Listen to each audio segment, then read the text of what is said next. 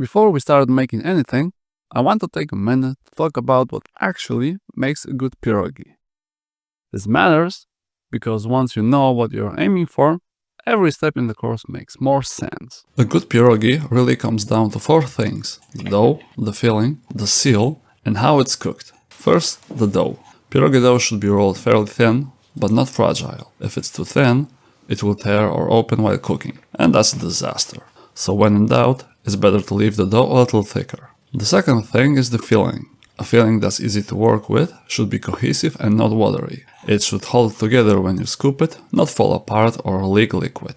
There are some exceptions to this, of course, but as a general rule, this will save you a lot of headache. Just as important, the filling should taste good before it ever goes into the dough. If a filling is bland at this stage, wrapping it in dough won't fix that. The third thing is the seal. A well-sealed pierogi should close easily, without forcing the edges together or pinching too hard. If sealing feels difficult, that's usually a sign that something earlier is off.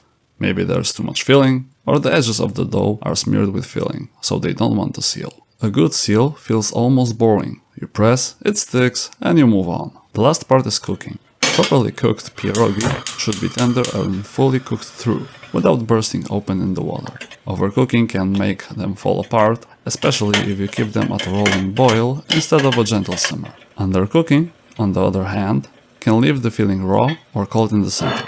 When cooked correctly, pierogi should feel soft, warm all the way through, and comfortable to eat, not something you have to fight with your teeth. If you keep these four things in mind, dough thickness, filling texture, sealing, and cooking, you'll be able to spot and fix most problems as they come up.